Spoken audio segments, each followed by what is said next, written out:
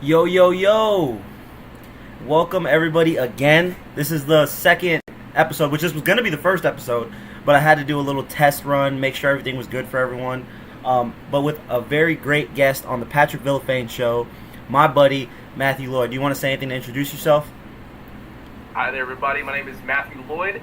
Just want to preface that I am a little bit under the weather today, so if my voice sounds all screwed up, that'd be why. I'm drinking my tea, though. So we should be all good. My cough drops right over here next to me. But yeah, I'm a little under the weather here. But we're good. We're chilling. So the first time that I met you, I believe, was at the House Champions. I know you do some work outside of the House Champions all over the place, but that was my first experience with you doing announcing. Do you want to talk about how you got into that, or some of the places that you are in the professional wrestling world?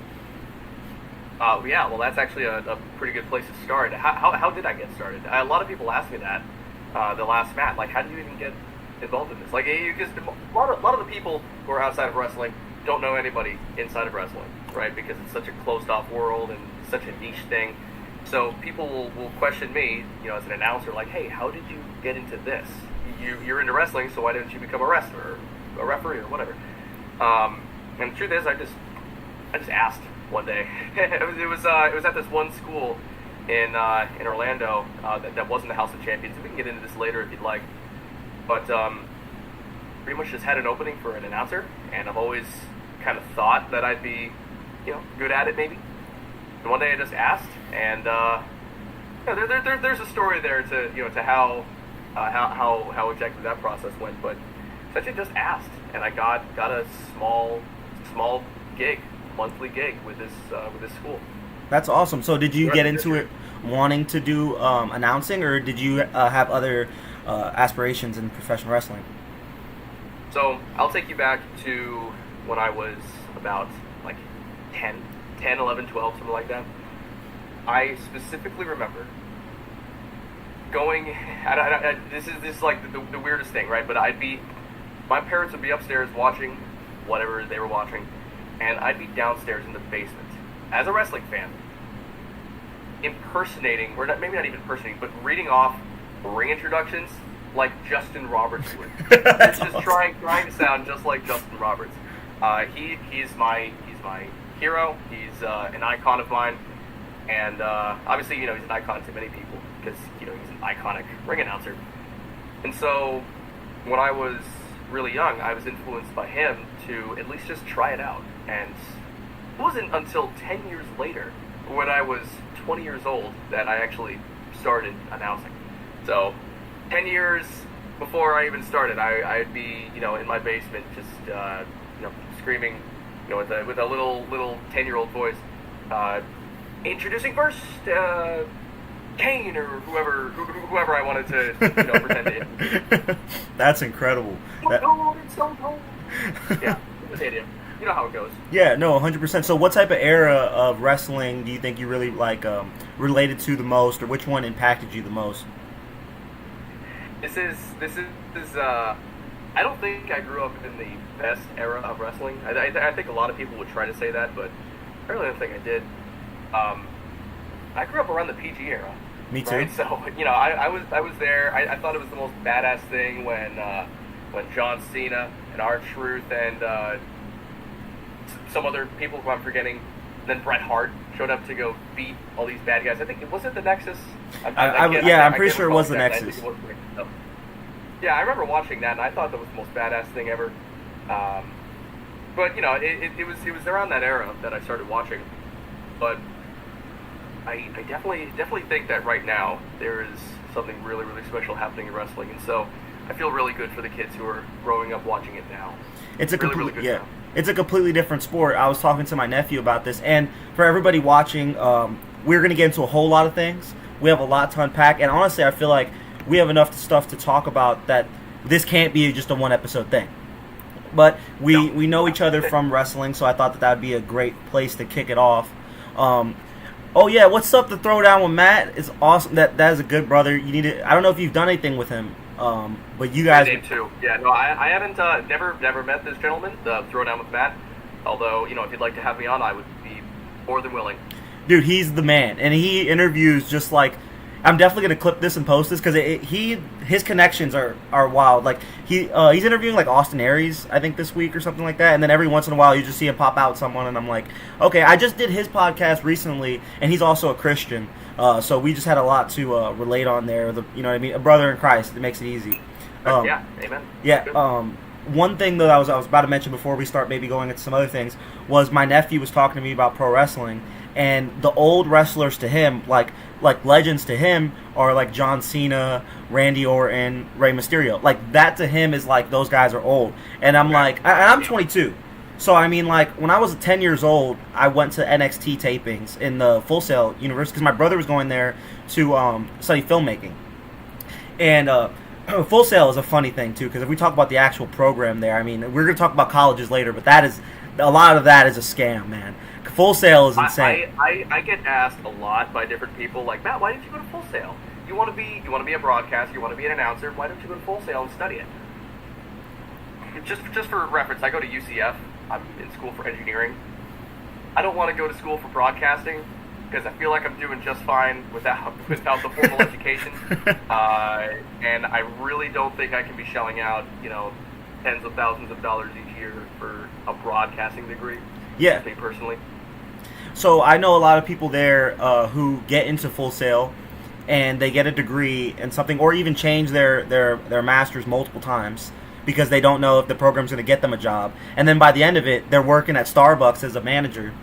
And I'm just like, yeah. You just spent so much money on those few years. But no, I think another question I really want to start off with to really kick things off hot is, so I know that you are a big Christian. You're definitely a believer in Christ. So what is your testimony? Like what made you find Jesus? So that's a very good question. So I grew up Catholic, as many of us did.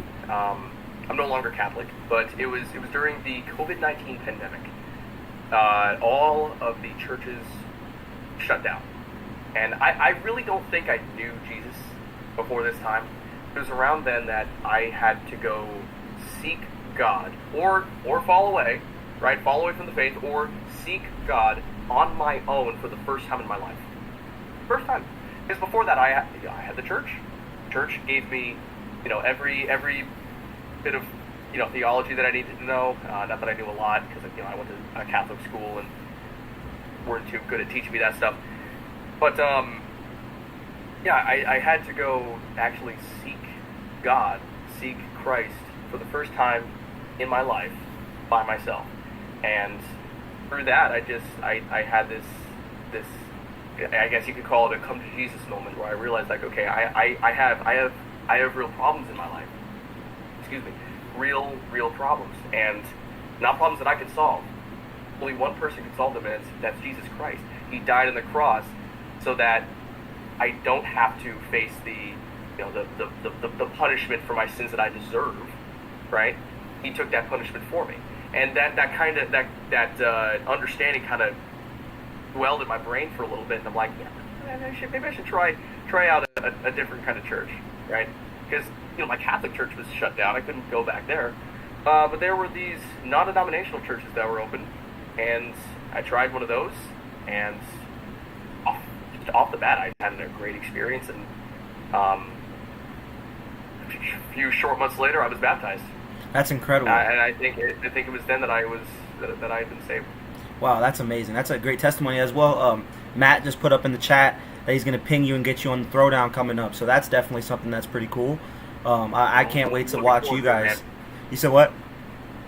Yeah, throwdown with Matt. I'm not sure. I guess Matt is your first name. So Matt, hit me up. Go ahead and hit me up on Instagram. I'd love to go on your show, man. Really. Yeah, I would love to see that conversation. I think you guys would really chop it up, because I definitely feel like you and me are in the same, where if we do a wrestling interview, it's shortly going to turn into, okay, we haven't talked about wrestling in an hour. Yeah. It's like, I love to talk about wrestling, right? But I have other interests. And I do plenty of wrestling podcasts. I'd love to talk about other stuff. Yeah, 100%. Talk about Christ, talk politics, talk about, school. Like, where am I right now, right? Yeah, 100%. Yeah, which, tell the people where you're at right now. So, I think I mentioned this. I go to UCF, University of Central Florida, here in Orlando, and that's where I'm at right now. I'm in my dorm. I don't know if you can tell, but this is a very small space, and this is what a college dorm looks like. You know, I got the storage under the bed, closet right there, whatever you want to call it, place to hang my clothes. It's a tight space, but that's where I'm at right now. It's pretty funny. My brother, I think it was like his girlfriend or something at the time. I can't remember, but she went to UCF, and so when I was a kid and I would sleep over and hang out, we would be at UCF a lot. And it was funny. I don't know if you're supposed to be doing that at all, but I remember going into UCF when I was young and spending the night, and afterwards we would go to like, what are they called? Like, I can't believe, like, it's like the really cold water when you go to visit them. I can't believe I'm forgetting the name right now. It's like a lake or whatever. Yeah, something Springs or something like that. Where? Over here? Something like that. I don't know. My memory is. There is a lake out here, but I don't know anything about it being really cold. That was the childhood memory I have, but I haven't. I'm from Claremont, so I remember going down there to do that with my brother. And besides that, I don't remember. But what's funny is the way that I got into Christianity is a little bit different. I definitely feared God growing up, and I kind of felt like, yeah, there's definitely got to be a repercussion for everything that goes on. I definitely witnessed a lot of crazy things growing up, so I felt like maybe God didn't have the best interest for me when I was a kid. That's what I thought as a kid. And so I had this like weird relationship where I knew he was there, but I wasn't trying to acknowledge him or even get close to him. And then it wasn't until COVID happened, I was in high school, and we were given Chromebooks and we were sent home to do like our schoolwork and everything like that.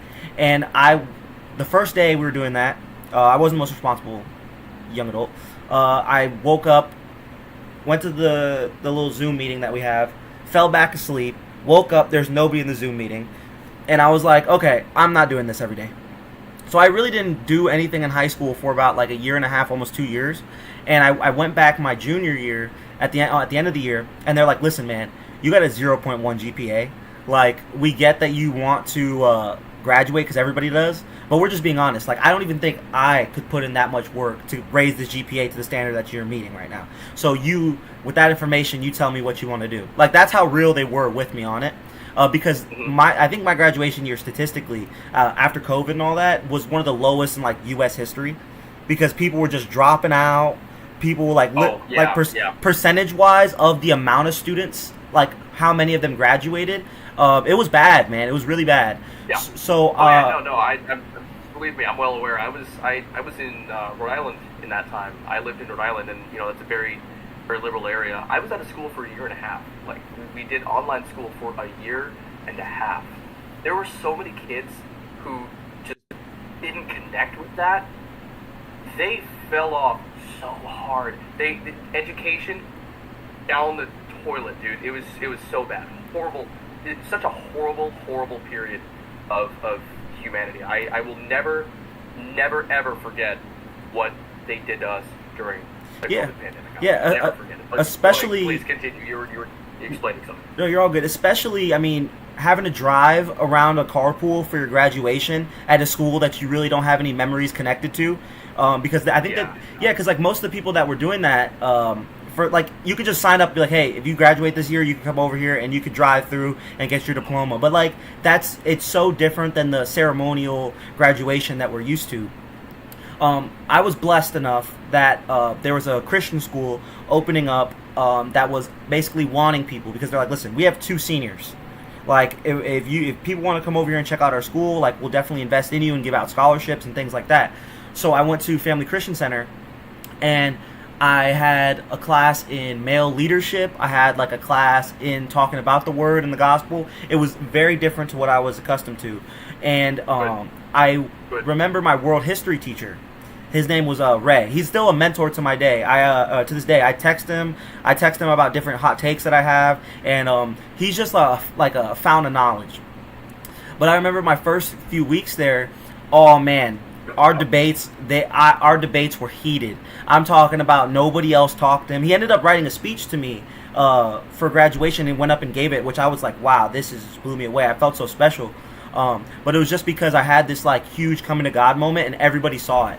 Like each week, like the first week, we debated about like predestination for so long. Because like in the Bible, you can hear a lot of times where it's like, we're free of will. The people that do choose God are God's people, that God's chosen. And I kind of had this opinion. I was like, if God can like come to people and like really speak to them, why isn't everyone just a believer in Christ? If he can impose his will like that and save everyone, why can't everybody just believe and this world would be so good? And I think that all he told me there was like, if someone controlled every single moment of your life and didn't allow you to have anything, would you want to worship them? And I don't know, that kind of gave me like this huge epiphany, because I love my creativity. I love my my individual experiences that make me who I am. You know what I mean? And I feel like if everything was controlled, 100%.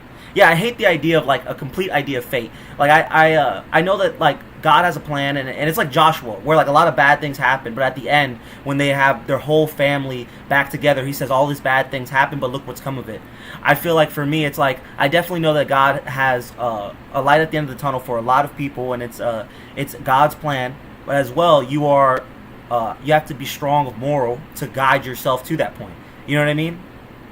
And after a while, there are a lot of different interpretations of predestination. A lot of different doctrines and ideas, and I'm not quite sure exactly which one I rest on yet.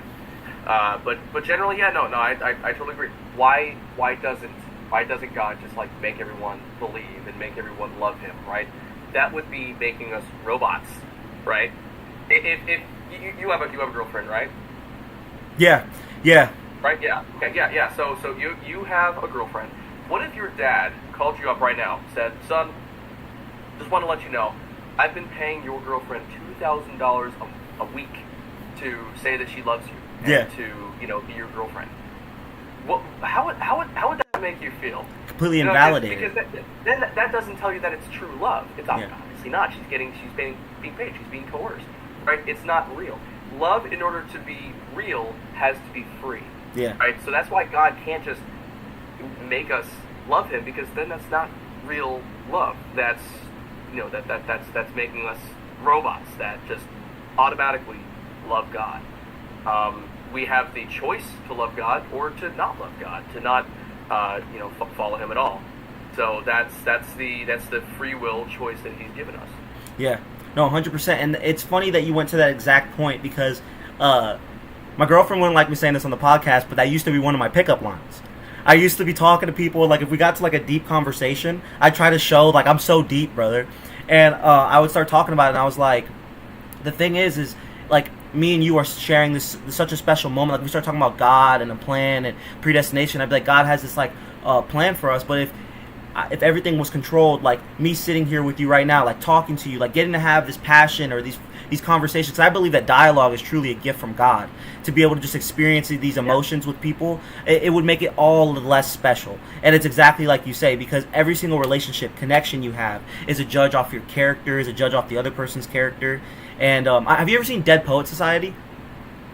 I don't think I have, no. That is an incredible watch. I would definitely suggest it. And it talks about like how trades, money, all of these things are they're what's the word? They're essential for life, but like our passion, that's what we genuinely actually live for. I love that sentiment. Let's see. Another thing I actually wanted to get into, which is another loaded topic, was how does it feel like being a Christian nowadays? Because do you feel that like being a Christian, representing Christian values, makes you scrutinized by people? It certainly can at times, and I think there's a reason for that. It's because you've heard the term worldly before. Yeah. Right. You know what that means, right? It's not a lifestyle that aligns with God's design for us, right? And so the more you choose to live with God and be present with Him, abide in Him, as Christ said, the more you do that, the more weird you look to the outside world, right? Mm-hmm. Like why would I really care what a 2,000-year-old book says? Like why would I care about that at all? But to someone who doesn't really understand what that book is, what it means, then yeah, it can seem crazy. So and even just not with that, I think with certain Christian values, That's actually an interesting thing, though, because I feel like in this world we live by so many Christian values until we, like as a nation, until we decide that we want to, that we want to do something else. It's like we try to live with Christian values but without Christ in this world. 100%. And so when you try to live with Christian values and with Christ, you seem like kind of a religious nut, but you're still an American, right? Because in America we have Christian values. We have Judeo-Christian values. Mm-hmm. So with that, it's like you seem a little bit weird. You seem a little bit different. That's why it's just for me so much easier to be in deep friendships with Christians. It is a lot easier for me because we connect on that level where I and a non-believer just don't connect the same. We can still connect. We can still be friends. I have plenty of atheist friends. It's just we don't connect in that way. Yeah. Yeah, 100%. I feel like the word friend is a very deep thing. That's very hard to come by. And I'm the type of person who I grew up around sinners. I grew up around a lot of sinners, and I do love what Christ says, our Lord, when he says that he is around those people a lot because he's not coming to heal the healthy. And I feel like it's good to be able to bring your morals and your values around people that may not have heard them or maybe don't want to abide by them, because subjective morality is very dangerous. That's why it's good for a Christian to have something that he has to abide by, because at the end of the day, I know that we're all going to meet our Maker, and it doesn't matter this list of good things that you think you've done. If you haven't acknowledged Jesus Christ and fulfilled what he looks for you in his life, you're going to have a very rough time when that day comes. Yeah, it's like this. None of us are have a completely clean slate. None of us are going to get into heaven and not have something to answer for. So that's why it's so important for us to answer the question: how do we deal with that? Yeah. How do we deal with the wrongs that we've done? Many world religions will say that you have to follow a law, you have to do good works, whatever else it is, you have to read this book. With Christianity, though, it's different, because what it requires is faith. Yeah. Faith in Jesus Christ. There we go. Because he's the one who bled and died on a cross, so that we don't have to just abide by this 400 and some odd list of Jewish laws in order to follow God and atone for our sins. No, instead, all it requires is faith in Him. Yeah. That's us accepting His offer of forgiveness. Yeah, that's beautiful. I also wanted to do this thing in each podcast, since we're talking very heavily right now on things I think relate to this, where I share a Bible verse. So I had shared this one earlier today, but I actually picked this one out for our conversation, and I shared it to my buddy Gage to see how he thought. So I wanted to tell this one to you too. This is Colossians 2:8, and it says that see to it that no one takes you captive through hollow and deceptive philosophy, which depends on human tradition and the elemental spiritual forces of this world rather than on Christ.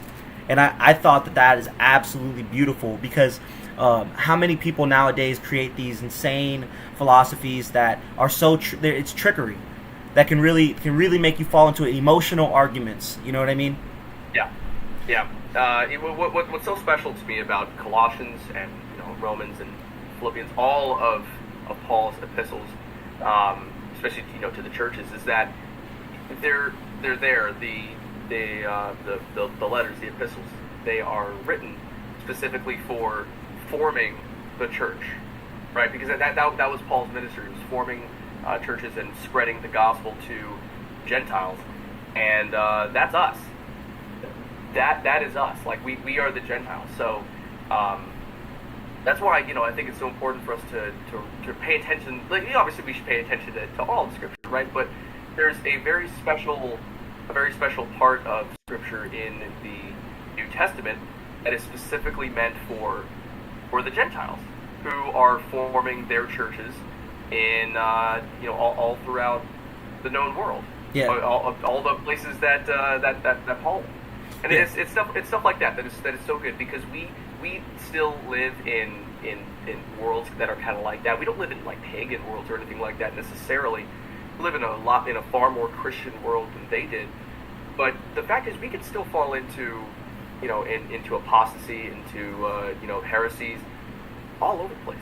Yeah. All over the place. I mean, there are people out there who who still believe in pagan witchcraft. Like I've met plenty of them. I'm sure you have too.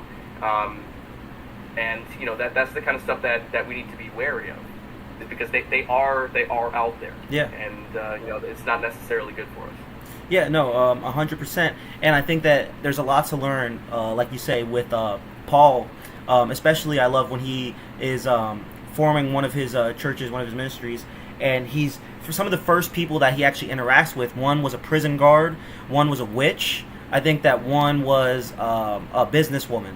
And if you look at those three people individually, they're people that should not ever associate with each other, you'd believe, because they are just so different in life and everything like that. But through Christ, it's all one body, and we can all relate to each other and enjoy conversation.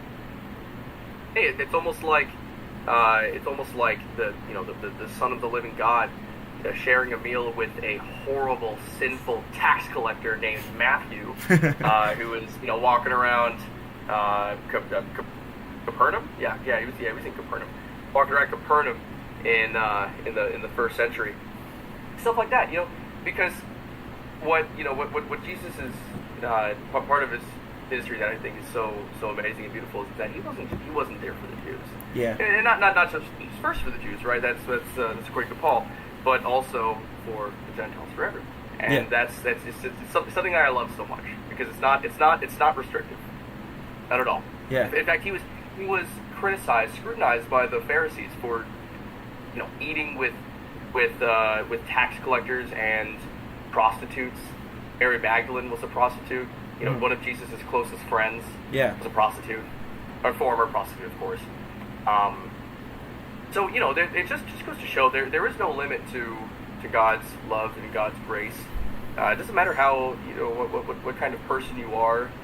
The fact is, we've all done wrong in God's eyes, and so that's what's so important is that although we've all done this wrong, whatever level of wrong there is, God's love is so much greater. His grace is so much greater and so much broader than that. We all have the opportunity to be forgiven. Yeah, 100%. Another topic I wanted to.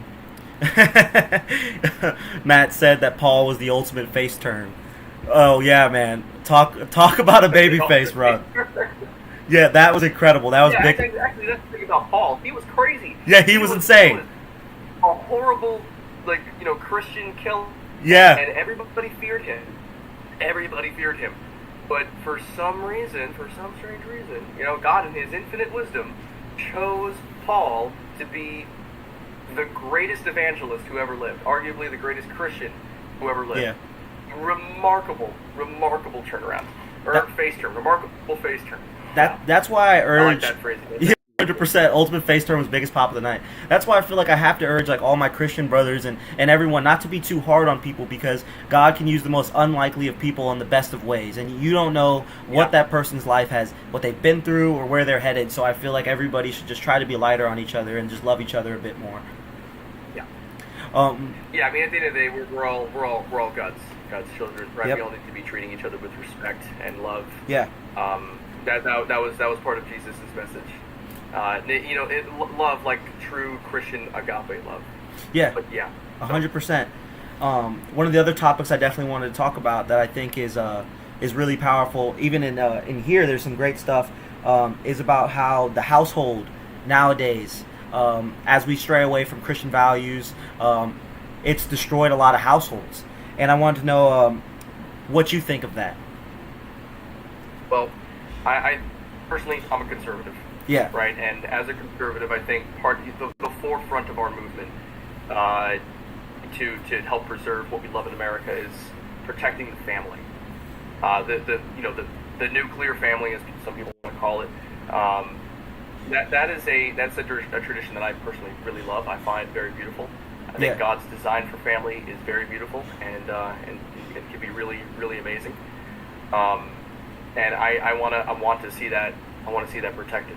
And Yeah. very very important in that is just keeping fathers and mothers accountable for how they act in the home, and for staying in unity, right? Because marriage is ultimately it's a union, right? A spiritual union of two people becoming one, according to the book of Genesis, and Jesus reiterates that as well. So that marriage is a spiritual, soulful union, and it's a commitment to God, right? Yeah. And so part of protecting the family is ensuring that union is protected, and that's a big thing for me, is marriage, and keeping it a real commitment.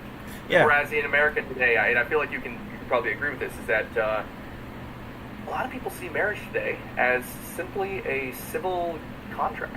Yeah. Yes. A financial civil contract, which I guess if you want to be secular, fine. That's a pretty good way to put it.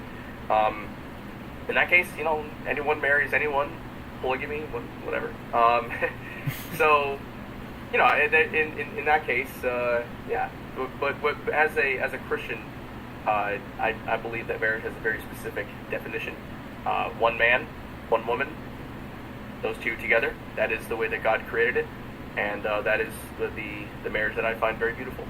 Yeah, marriage is something that has very much been skewed, and it's the most beautiful thing a man can do. And I especially have a specific viewpoint on this because I came from a household where I didn't grow up with a father.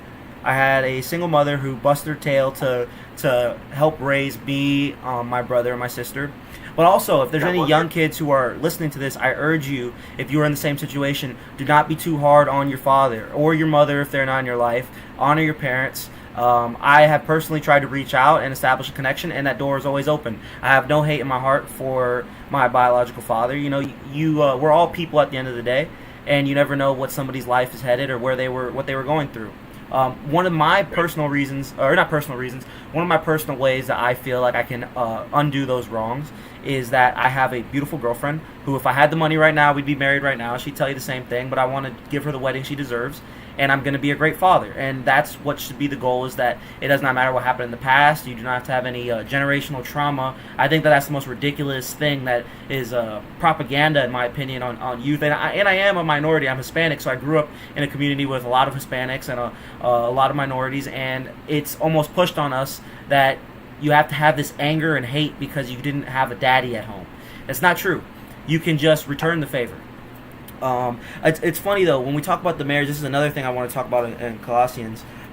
It's people leave this out when you talk about how you're supposed to treat your wife, because this almost goes to a lot of people who believe in all that polygamy nonsense.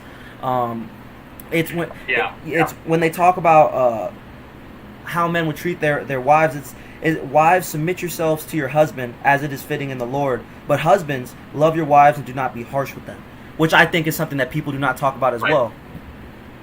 You're exactly right. I feel like a lot of secular people will try to criticize Christianity and try to point out that God's design for marriage, right, and the marriage that you see in the Bible is oppressive towards women, but it is very strict on men as well. Yeah. Both men and women are, both the man and the woman in a marriage both have to contribute to keeping it loving and caring and affectionate. And so there is definitely I don't want to get too far into it, but it is a very special union between a man and a woman, and it isn't just hard on women for the sake that they're women. Yeah. I feel like that is a something that I've heard quite a bit. Yeah. So. Matt just gave us another comment that I think is beautiful, and he said, as a Christian and a dad, I can definitely say that family is the core of society. Satan hates and fears that, which is so true. And I don't think enough Christians will acknowledge that Satan is very real. If you know that God is real, you have to know that Satan is real, and Satan is trying to get us every single day. And within limited power, he does everything he can to corrupt and destroy it by placing minefields of temptations. Yes, and the only way you can really... I'm of the opinion that right now Satan is fighting really, really really hard. 100%. Really hard. And that's why I feel like a show like this, it's, who knows, 5 people will see it, but that's 5 people that can maybe get closer with God today, or get a bigger relationship. And we're fighting, we're fighting for souls here. And it's definitely true that the temptation is a real thing. I think a lot of Christians don't understand that, because I am no perfect Christian. I'm fighting to be better every single day, and I'm doing that battle with Christ. That's what people don't talk about enough. We're not strong enough on our own to fight these temptations or to fight these demons, and you need to have Christ at your side or the forefront of your freaking army if you want to fight these temptations off, which is a great thing. That I'm glad you said that, Matt. You have anything to say about that? No, I really just, that, he's absolutely right. Satan is very, very real. And we need to flee from him. Yeah. Resist the devil, he will flee from you. That's what I meant there. Resist the devil, resist his temptations, and he will flee from you. That's my hope for all of us today, is that we can continue to resist the devil, resist Satan's temptations, and that he will flee from us in Christ's name. As for the first part there about the family being the core of society, 100%. 100%, and I feel like that's part of there's a movement right now, and there has been for many years, for many decades even, to bring down society and build up a new one, and exactly what that society is, we can get into that. But a part of destroying society, in fact, one of the core steps to destroy society is to destroy the family, the idea of the family. And I think that's a lot of what you see on one particular side of the political aisle today is a move away from family through I'm just going to throw this out here, through things like gay marriage, through the whole transgender movement, through abortion. These are not things that are conducive to starting families the way that God designed them. And that's the kind of thing that's going to break down the society. And that's what we as conservatives want to protect. So that's why it's so core that we protect the family, because it really is the core of society. And and all the things that they're doing to break down the family, we and have that. Yeah, man. Another thing that I definitely wanted to touch on too is that we talk about a divided household, which a divided household cannot stand, and a divided family cannot stand, and as well a divided country cannot stand. So what do you think is causing this? Because I feel like a lot of people don't talk about it enough, because we can definitely go off the left and the right. At the end of the day, we're all humans, and I feel like it's not necessarily a political battle, but a very big spiritual battle. What is that like for you as someone in like UCF or in college? Because I've seen a video of you at this meowing competition. Which, if you want to talk about the story, because you could explain this a lot better than I could. All right, so my school is ridiculous, man. They had a meowing contest where students got together on a random Tuesday afternoon and had a competition to see who had the most compelling and the most accurate meow sound. Is this something you guys do regularly, or I'm kind of confused on what this means? Like a genuine cat meow, or is this like a culture? Genuine cat noise, yeah, like a genuine cat noise. And I thought it was absurd. I think everybody thought it was absurd. Is it a joke, or is it something that they do? I think it was just something that they do, because they were quite... All the furries, man. All the furries came to this meowing contest. It was crazy. So it's a real thing. I'm asking genuinely out of curiosity, because I'm kind of pretty much in a bubble where on weekends I just go wrestle in different bars across the country. So I don't see things like this. So there is a large community of furries at UCF? I wouldn't say a large community, but a community nonetheless. It definitely is a community. And they were all there at the meowing contest. So what I did, just to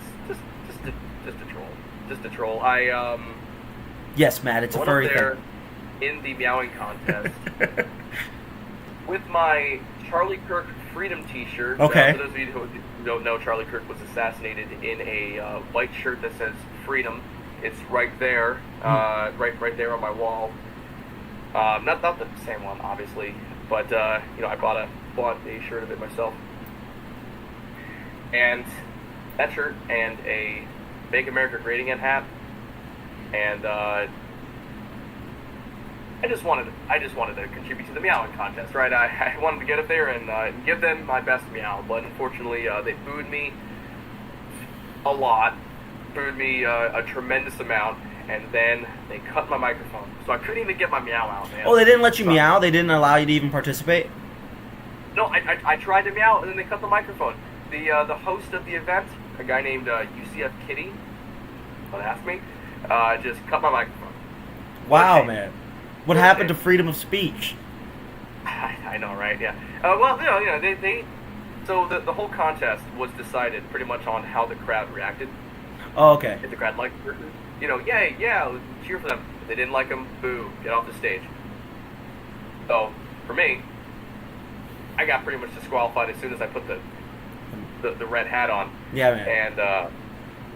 And that's why they cut the microphone. So I don't really feel bad about it. I knew I wasn't gonna, make it in the contest. I knew I was gonna get booed. I was hyping up the crowd. I was just trying to troll a little bit. Trying to make a joke. And so yeah, that's why I'm not sour about it at all. I thought it was quite funny. And there's a group of conservative, or you go to a group of conservatives there, right? Like I think I saw a story. I don't know what it was. You guys have your own meetings, or how does that work? Yeah, so I'm a pretty active member of Turning Point USA. Oh, okay. Charlie Kirk's organization. We're a conservative youth activism organization. It's a national organization. I'm sure many of the viewers. I'm sure you might have been able to hear of it before. There are thousands upon thousands of chapters of Turning Point USA across this country in high schools and colleges. And there's one here on the UCF campus, and I joined actually just a week before Charlie Kirk was assassinated. And since he was assassinated, I saw membership go from like 20 to about 70. Wow, that is a huge jump. Yeah, wow.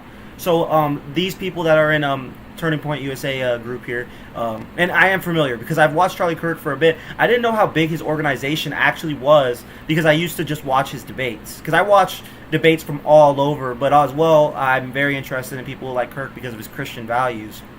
Right. Yeah. Are you guys kind of like a outcast?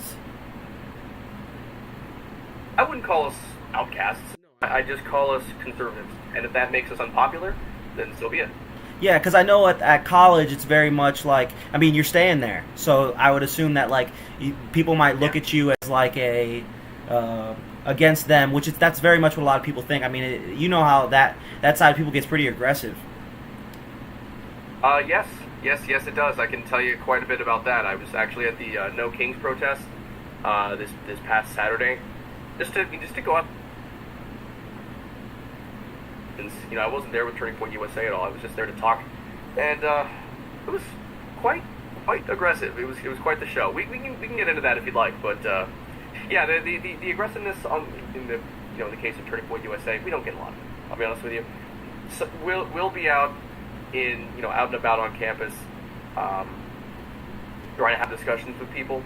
Yeah. And we'll have good discussions, but there will occasionally be someone who rides past us on a skateboard and says "F you," or flips us off, or whatever, makes a snarky comment and then runs away.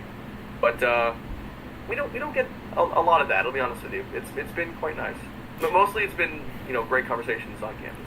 Yeah, I've seen the videos of people, conservative people going to these protests, and like I've seen a lot of them getting really, really pressed. Like not mad, but like getting pressed by people, and it's just crazy how 0 to 100 it can get. Oh yeah. Well, it's like this. If you really think that your political opponents want to take away your rights as a person, they want you to be killed sometimes, or I don't know. If you really think that your political opponent are Nazis, then Yeah, yeah. It makes sense that there would be a lot of anger there. Yeah. But I think that's absurd. Yeah. I don't think my political opponents want me dead at all. I don't think they want me to get kicked out of the country. I think there are some that would, that may celebrate my, maybe not celebrate my death, but if I were a conservative, podcaster like Charlie Kirk was, then yeah, there are people who would celebrate my death. But by and large, I still, I try to go and have conversations with them either way. Yeah, 100%. I mean, even for this podcast, when I started it, I knew I would talk to anybody. And I knew one day even just entertaining conversation or asking questions may get me on the wrong side of a lot of people. And I think as a Christian, I already took that leap of faith to have people persecute me for it in that way. So I'm never scared to talk to people. But as well, nobody should ever wish death on somebody. I think that one of my favorite points that I heard recently, which I already knew, but like when you hear it said out loud, I was like, yeah, that's how you should phrase it. It's that when you label somebody as all these crazy words that especially if a crazy person hears these things, I mean, you definitely think that somebody who's not saying the mind already, would hurt somebody already, thinks that the world would genuinely be better without this person, they'd probably pull the trigger. Yeah. I mean, I think Steven Crowder actually put it best. He was having having a public debate, one of his change my mind things just recently actually. He said that if I thought that, there was going to be no more elections and, that there were oppressive fascists in power. And this is Steven Crowder talking. I don't know if you know who that is, but no, I've watched Change My Mind for years. Yeah. He said I would be out there with a gun, and that makes total sense, right? Because if you really think our way of life will end with this, ex candidate getting voted into office, then yeah, like that is kind of a big deal. We should, we should get out there and protest, right? But I don't, or maybe not even protest. I mean, like we have the right under the Second Amendment to form a well-armed militia against a tyrannical government. So if we really had that, then I'd say let's do it. But I don't think we have that.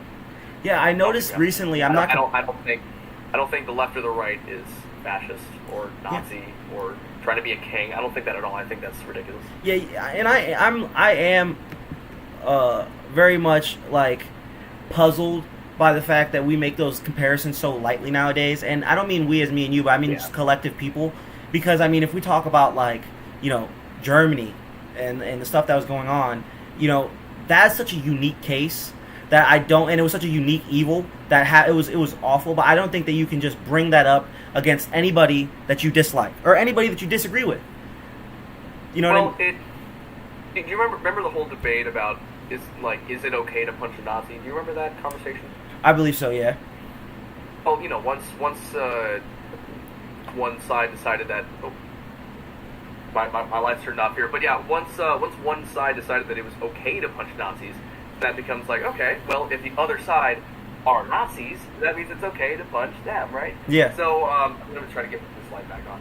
So it's a motion sensor thing, so I have to get up and jump around a little bit. You're all good, man. This happens every time I do a podcast, because, excuse me, I'll be sitting here for an hour and the lights just turn off. So where was I? Talking about the punch a Nazi debate. Yeah. So is it okay to punch a Nazi? Well, yeah. I mean, it's purposeful to call us Nazis, right? Even if they don't really believe it, like in their hearts, they don't really believe it. And maybe they do. Maybe they do believe it. The whole idea behind it, why it's such a big thing, is because it becomes so much easier to defame us, and blast their names. That's pretty much the whole idea. Yeah. Like I said, I don't think that the left or the right, either side has passion for Nazis, or anything like that. Like I think that's just ridiculous. I don't think that anything, any major political movement in America today is really comparable to the stuff that was happening in Germany in the 1930s.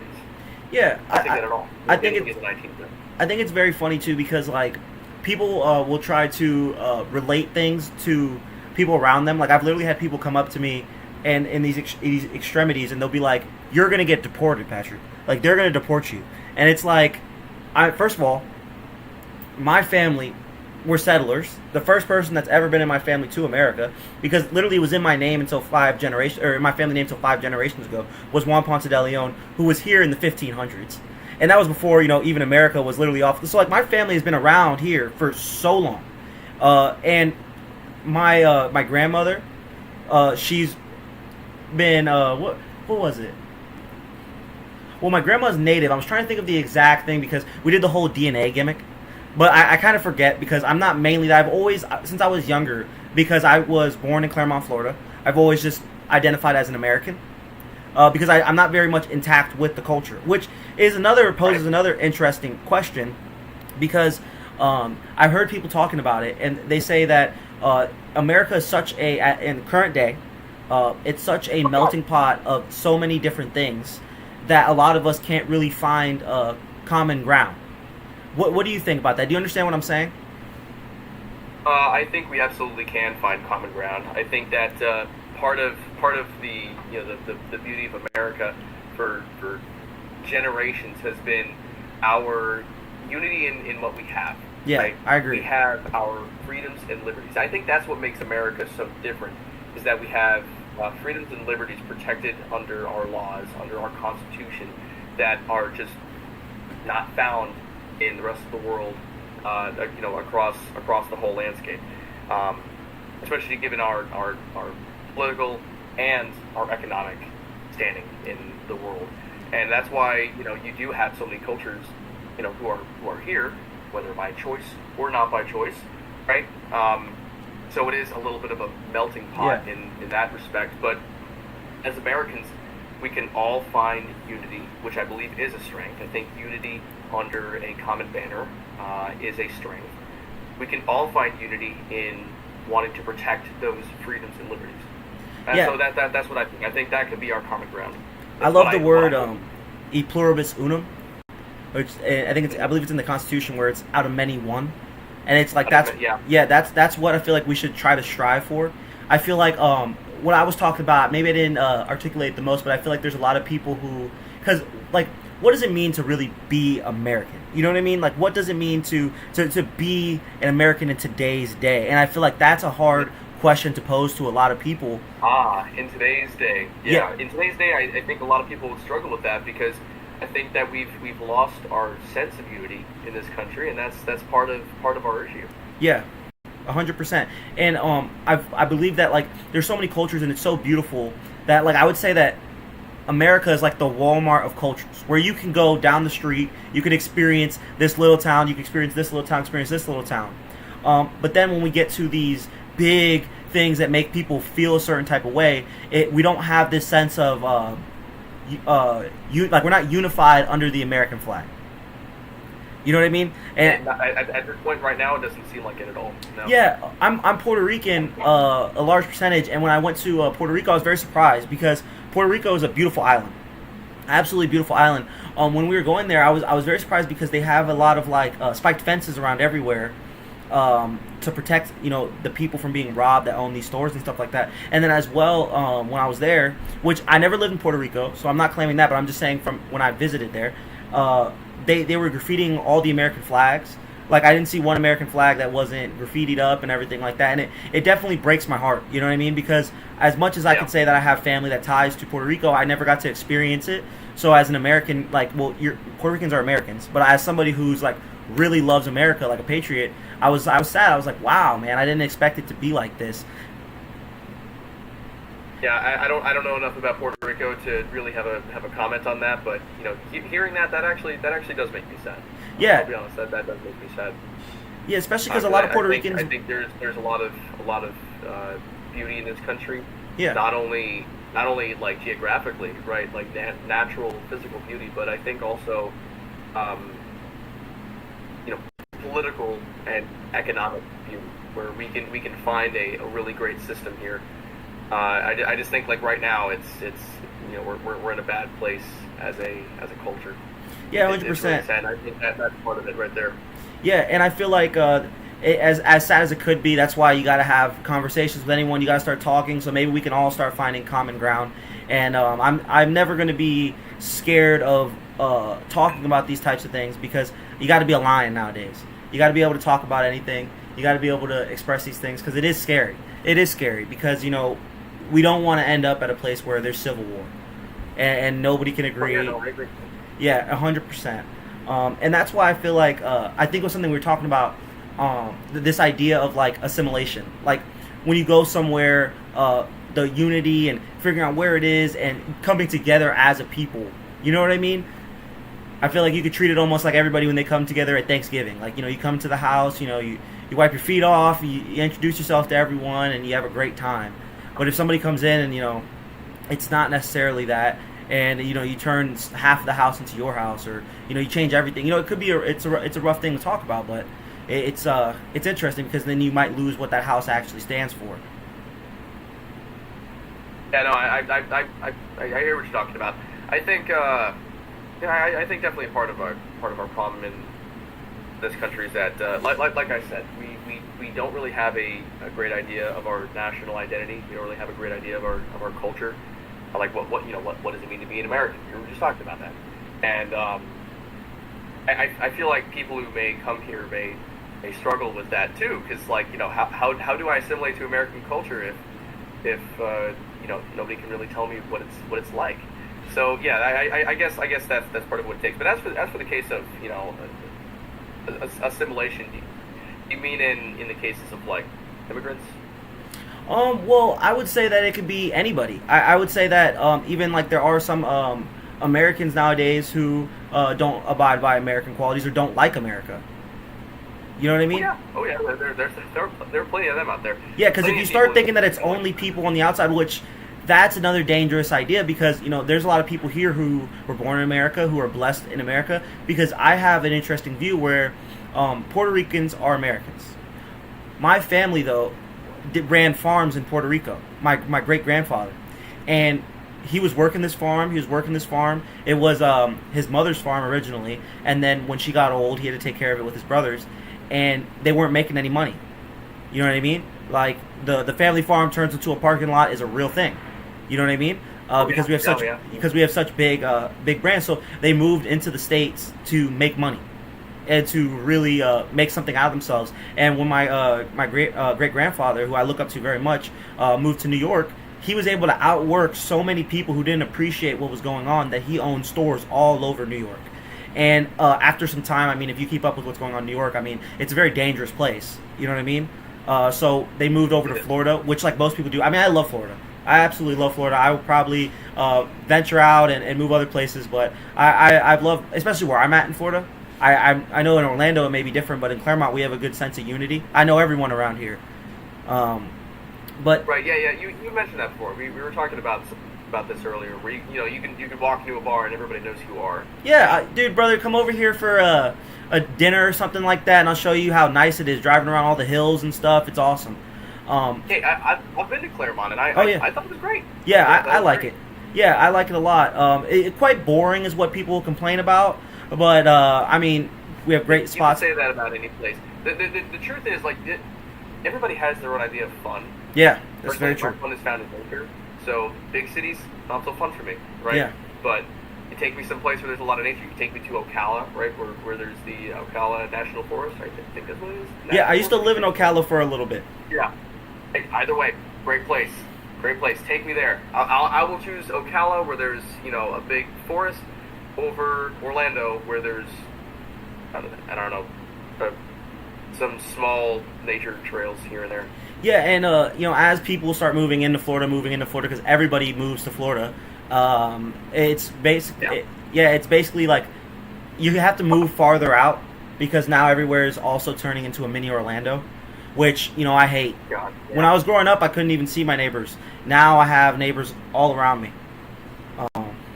Well, yeah, I've seen pictures of Florida before everybody started moving here, and I feel bad because I moved to Florida in 2023. Yeah, 2023 I moved to Florida, and it's like this place should be closed off. Like we need to stop letting people come here because there's way too many people here.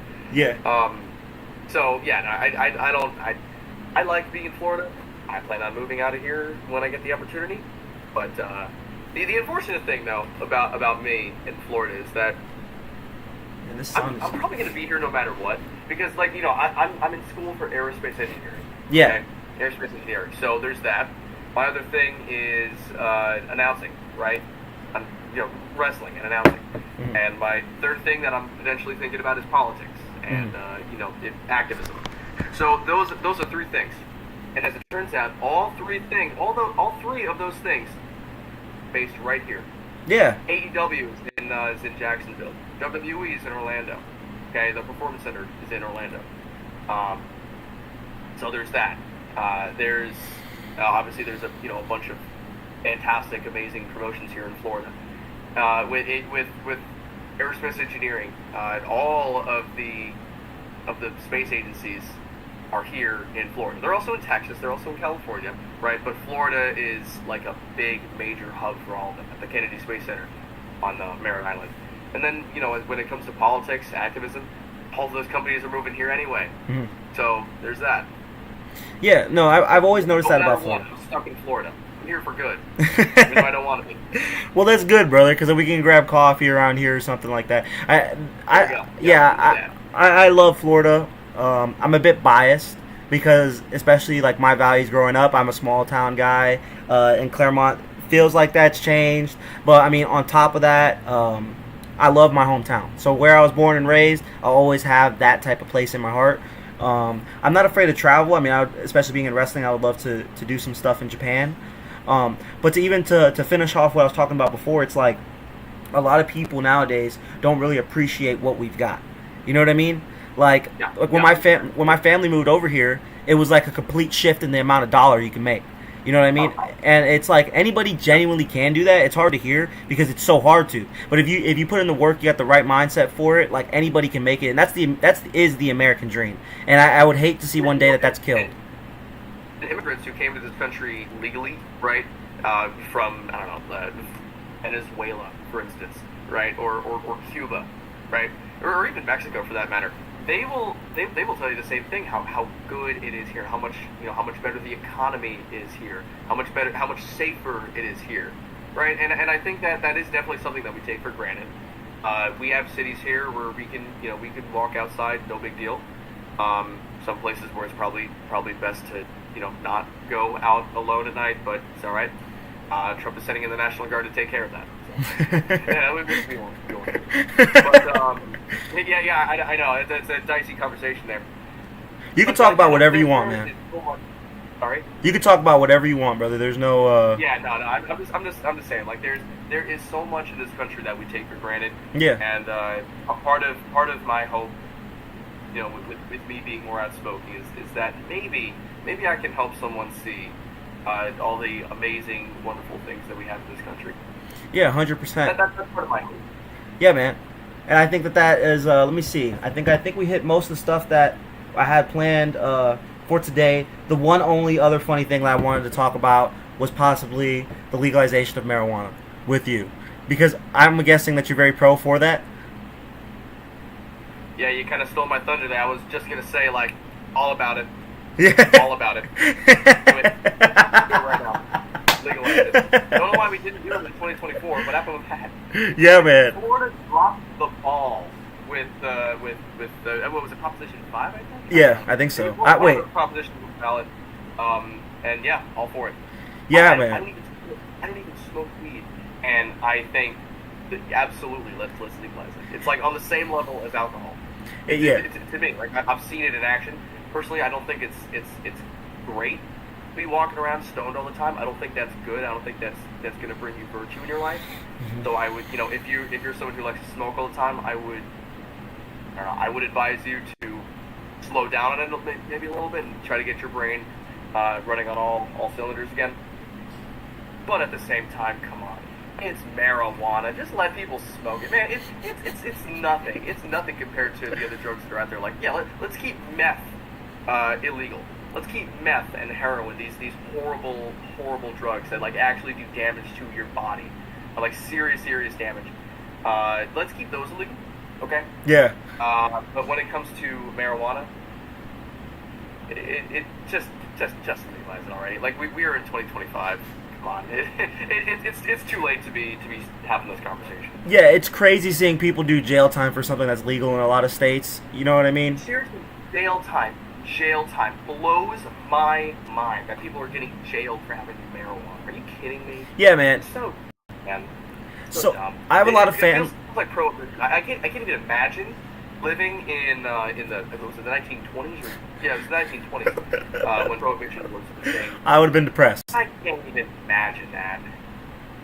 Yeah, no. Imagine living through the Great Depression.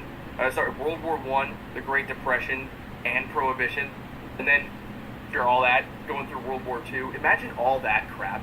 Man, the 20th century must have been really, really terrible. And part of that was Prohibition. We're going through a little bit of a crazy time period in our lifetime as well, though. You know? Oh yeah, we're living through a crazy period right now. It's horrible, except it's different problems. Yeah, because now we have the problem of you got to be scared with what you say. Your ideas can get you in a lot of trouble, and it's with the access of the internet, anybody can spread their ideas, so it's a lot more people being prosecuted for things that people are just thinking. You can't really speak anymore. Well, that's actually one thing, again, about America that I love so much, is that in America, you don't get criminally prosecuted for things that you tweet. I can go and tweet something really, really terrible right now, and I won't get, maybe someone will hate me, maybe someone will dox me even, which I think is terrible, but I'm not going to get arrested. I'm not going to get in jail. That's actually a question that The truth is, in European countries right now that are in deep trouble, people do get jailed for that. Yeah. Yeah, people get jailed for their tweets and their Facebook posts. They say something bad about the illegal immigration problem. They say that it is a problem, right? They get jailed. It's insane. It's horrible. It's absolutely terrible. I mean, even the fact that the religious persecution you can get in America is also not something you can do all over the world. Like, I could walk around right now with a shirt that mocks Jesus, and if I do that in most other countries, even Jesus, if you do that in most other countries, you will be hurt really bad. You know what I mean? Oh yeah. America is a insane place when you think of that. A funny question that I had thought of too was I asked, it's like, how it's crazy the time we live in where our president can have Twitter. So what do you think about it? Isn't that hilarious? Yeah, look, I'll be honest with you. Trump's Twitter, Trump's Truth Social posts, they can seem pretty unprofessional. Have you seen the White House Instagram page recently? What was posted? It's nuts, man. Like they got a team of 20-year-olds running the social media page. It is crazy. It's just a bunch of memes. Oh, okay. They post memes on the White House Instagram page. I saw one the other day. It was like just a slide deck of excuse me, a slide deck of Pokemon cards, but instead of Pokemon, it was oh god, this is so bad. Instead of Pokemon, it was illegal immigrants, foreign nationals from other countries who came into this country illegally, who the Department of Homeland Security and ICE arrested, and then deported, and gotta catch them all. Their faces and their crimes and everything on these Pokemon cards, and the caption was something like "Gotta catch them all." Yeah, that's crazy. Instagram. That's crazy. White House and Department of Homeland Security page, it's stuff like that it blows my mind. Yeah. However, at the same time, yes, I do believe that the president should have the ability to communicate en masse to the people through a very popular channel. And unfortunately, right now, radio isn't as big of a channel. Yeah. Okay. The news is not as big of a channel. The biggest channel to get out to the people right now is social media. 100%. So yeah. Let Trump do his thing on Twitter. Let Trump do his thing on Truth Social. Even if you don't like it, you got to admit that it can be kind of funny at times, and it's important to at least have the president, give the president the ability to do that. Yeah. Not even. That's why I was against him getting banned off Twitter when he was president. Do you remember that? Yeah, I do remember that, and that's kind of what led to Elon buying Twitter, right? Yeah. Well, that was part of the problem. There are several problems that Elon saw with Twitter. like all the bots, the bot action on Twitter, all the censorship. He saw a lot of problems with Twitter, and so yeah, I say that's why he bought it. Yeah, it's funny. Matt agreed. He says he thinks that drug enforcement money is better spent on the hard drugs, which is it should be an obvious point, but like it's crazy that I've seen a lot more people get in big trouble over marijuana than crazier things that they've done. I mean, in my high school, it's called South Lake, and this was my first one. I mean, there was girls doing cocaine off the bathroom sinks, and they'd be posting videos of it. And that has been a problem for decades. Yeah, man. And for some reason, these people don't get caught, but every school has a weed sniffing dog. That is so. Excuse me. That is so bizarre to me, man. I swear, like, marijuana is such like a mild drug. Like we like nicotine and alcohol, but we don't like marijuana. Come on, guys. Let's just be honest about it. It's a great thing. All right, THC is a great thing. It's a great. Be honest about it.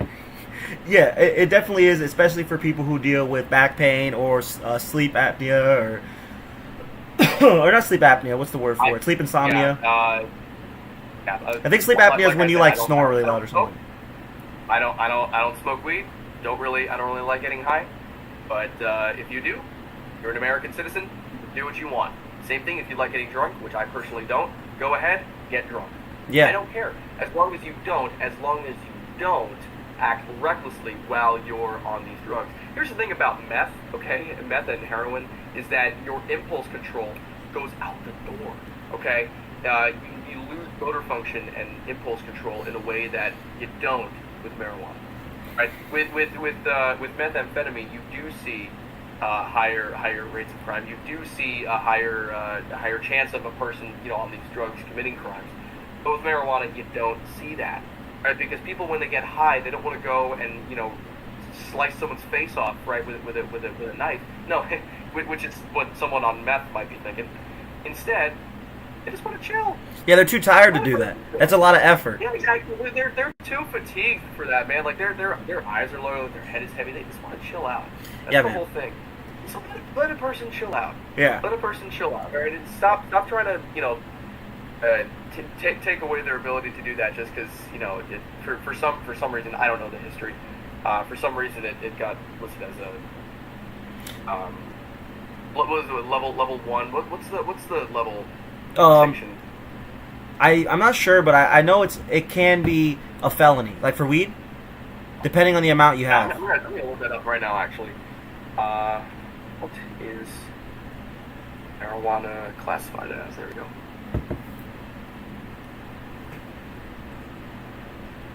It's telling me that marijuana is cannabis sativa. Yeah, no kidding. Thank you. For the way that the government looks at it, like a schedule 1, I think. Oh, I know what you're talking about. Oh, okay. Yeah, I don't know. Yeah, schedule 1. Schedule 1. The FDA and DEA have concluded that marijuana has no federally approved medical use for treatment in the U.S., and thus it remains as a Schedule 1 controlled substance under the federal law. Oh no. Yeah, that's insane. Yeah, not a fan. Well, what's crazy too about the whole with weed is that a lot more people, like if we're talking about it compared to alcohol has destroyed so many more lives than weed has, and yet that's legal. And I feel like there's the outpour for weed. Right. It's like someone can get stoned, and I don't recommend that they drive a car, but they probably can. Yeah. Okay. Someone gets drunk and drives a car, you're putting people's lives in risk, like seriously in risk, because you lose motor control when you're drunk. When you're high, your whole body gets relaxed, right? But you don't really lose motor control. Okay. So that's a huge distinction there. That's what it's like I said, it's a very functional substance.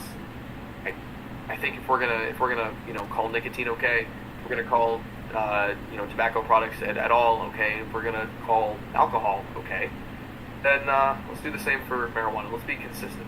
I mean, it's a common trope with people that drink a lot that they get into fights and they get very aggressive.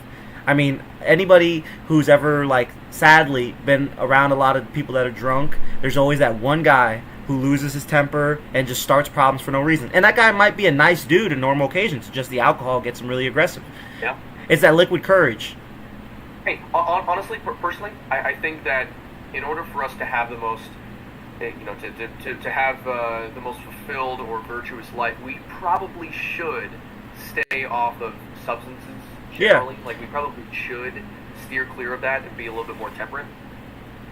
But that isn't to say that it should be illegal to have those substances. We know how that kind of stuff goes. Yeah. With like prohibition, it did not go well for the American people. Yeah. No, I completely agree. But that's why we just legalize it. It makes so much more sense. It makes so much more sense. Yeah, I love. We completely went over the time that we had scheduled. It's not a problem. I loved it. Whatever. Yeah, man. Whatever. This was a absolutely great time. Oh yeah, no, I had a great time. Yeah, man. We're gonna have to schedule this again soon. Is there anything that you would like to say to the viewers, or any last points you'd love to get out there? Well, let me actually get my calendar out. I want to make sure I have the right day. I've not been too great with my calendar recently. So, Saturday, November 8th. I'd pull up the card for you, but you wouldn't really be able to see it on the screen anyway. Saturday, November 8th. All Combat Wrestling is having their 1-year anniversary show, and yours truly, Matthew Lloyd, I will be the ring announcer for this event. And I'm really looking forward to it, and I hope that you watching at home might be interested in going to this event. It's going to be in Orlando. For some reason, I didn't have the location marked down, but if you go to All Combat Wrestling's Instagram page, then you will find all the information there. So I hope to see you guys there. Beautiful. Thank you. This was the Patrick Villafane Show, baby. And this was a great episode. I thank you so much for taking the time out of your day to just come out here and have a great conversation. And I'm pretty sure that we all know this is probably going to be happening again very soon. Oh, yeah. Yeah, 100%. Great conversation, man. Yeah. To all my people, God bless you. And we will see you next time. All right. God bless you guys.